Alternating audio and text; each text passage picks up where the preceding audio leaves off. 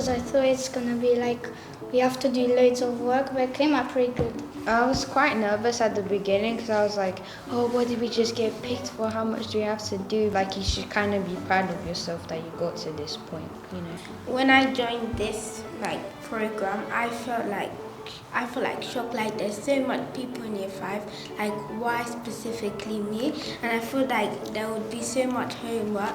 I'll forget to do it, and I have to do it at night, so I won't sleep.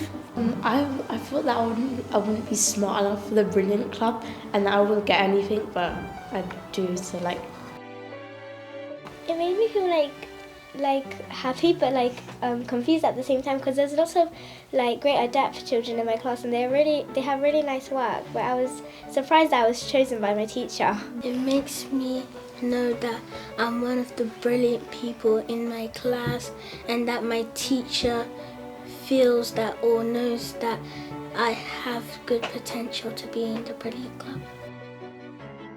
On our flagship programme, the Scholars Programme, scholars who are aged anywhere between 9 and 18 work with their tutor through a series of tutorials specifically planned to consider a range of challenging subject matter and to think about it critically. They probe source material and take part in rich conversations which have been planned to encourage them to think hard about topics that they are unlikely to consider as part of their day-to-day curriculum. The course is called Making a Museum, and it is one of the already written pre-designed courses from the Brilliant Club.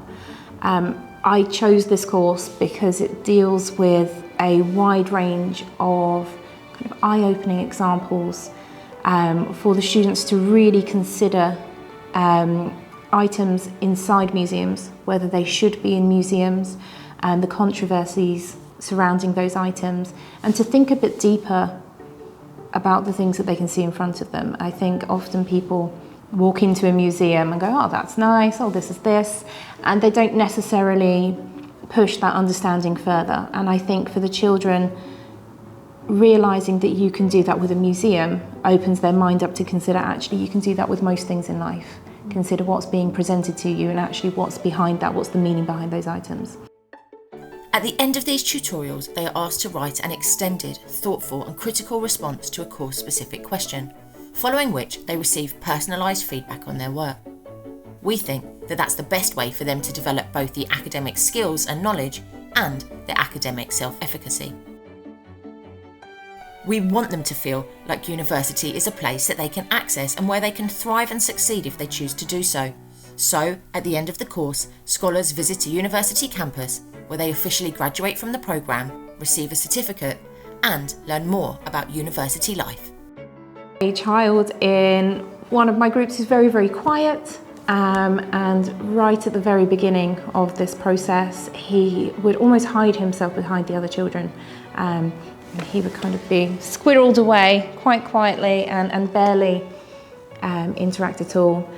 But through the sessions, through the advice of the Brilliant Club, pairing him with somebody else, somebody he feels more comfortable with. When you come into the situation, you don't necessarily know the friendship groups or the dynamics of the children that you are tutoring. So trying to learn more about that dynamic, using the experience of the Brilliant Club to help me to do so, and then to place him with somebody he felt more comfortable with, as well as listening to, respecting and encouraging his answers. I feel it's really helped him to come out of his shell.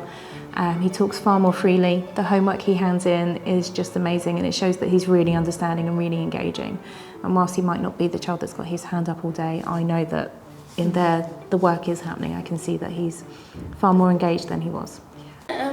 Before I started this program, I was I don't really want to go to university, but now we've been talking about this, it's kind of changed my mind.